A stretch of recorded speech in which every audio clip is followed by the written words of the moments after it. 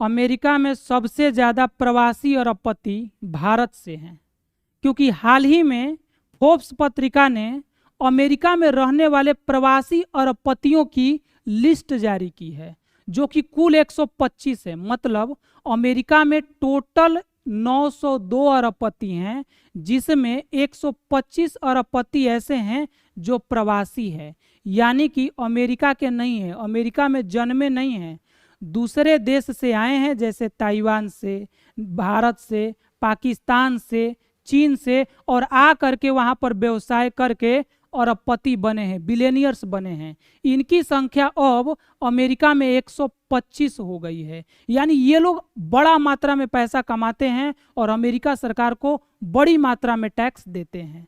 तो पूरी दुनिया के 41 देशों से ये कुल 125 प्रवासी अरबपति आज के समय अमेरिका में हैं। और पूरी दुनिया मतलब ये आपके सामने पूरी दुनिया है, और इसमें जितना आप ऑरेंज कलर, येलो कलर और ये देखेंगे, ये टोटल 40 कंट्री है। इस 40 कंट्री से मिला करके इस अमेरिका में 125 गो अप्रवासी जो है अरबपति आया है, अभी है, अरबपति है, जिसमें सबसे ज़्यादा भारत के लोग हैं, 12 लोग।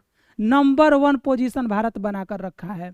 इसलिए हम लोग कह रहे हैं कि भारतीय अमीर बना रहे हैं अमेरिका को, ठीक है। भारतीय कमा कमा करके पैसा दे रहे हैं अमेरिका को, क्योंकि सबसे ज़्यादा जो है 12 लोग इंडिया से हैं, प्रवासी और अपपति। सेकंड पोजीशन पर अब इजराइल चला गया है, जहां पर 11 लोग जहां से हैं, ताइवान से भी 11 लोग हैं, कनाडा से 9 लोग, चाइना से 8 लोग, जर्मनी से 6 लोग, ईरान से 6 लोग, फ्रांस से 5 लोग, हंगरी से 4 लोग।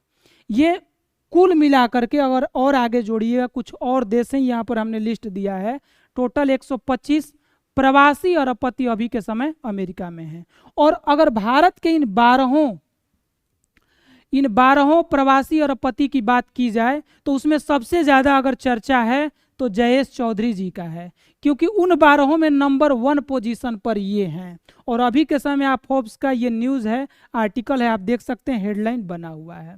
इनकी जो संपत्ति है 17.9 बिलियन डॉलर के साथ 12 भारतीयों में नंबर 1 है, ठीक है, 12 भारतीयों में, पूरे जो है अप्रवासी और अपपति लिस्ट में नहीं। ये जो 12 लोग भारत से उसमें पहला पोजीशन है।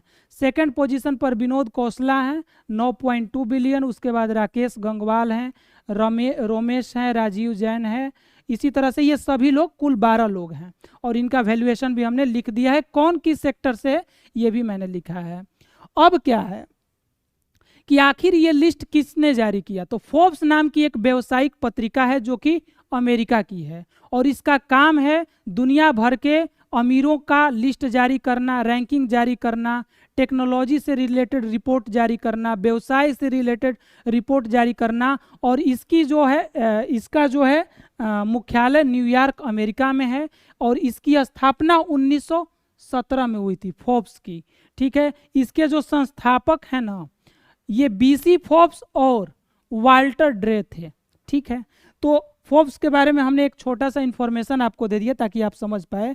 लेकिन जो ये प्रवासी अरबपतियों की लिस्ट जारी की गई है 125 अरबपतियों की फोर्ब्स पत्रिका के द्वारा, उसमें शुरुआत के टॉप 10 में कौन कौन है, तो फर्स्ट पोजीशन पर एलॉन मस्क हैं, जिनकी संपत्ति 393 बिलियन डॉलर है।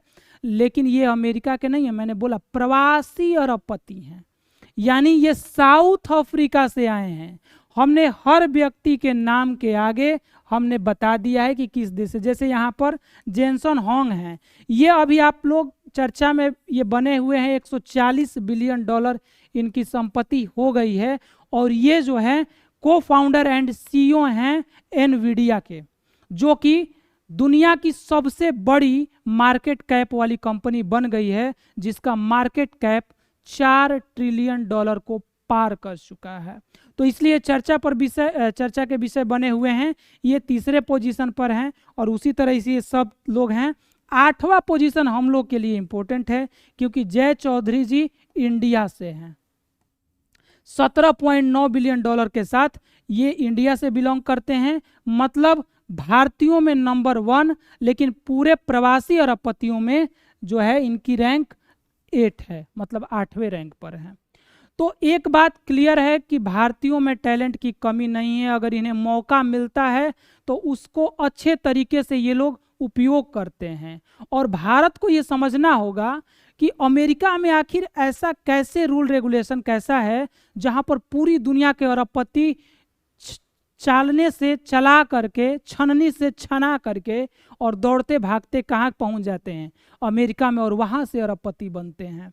तो ये चीज़ थोड़ा समझना है कि टैलेंट को पहचानना होगा भारत को, और भारत के लोगों को यहाँ पर मौका देना होगा, व्यवस्थाएं देनी होगी ताकि यहाँ के लोग और तेज़ी से विकास कर पाएँ और यहीं पर रह के विकास कर पाएँ।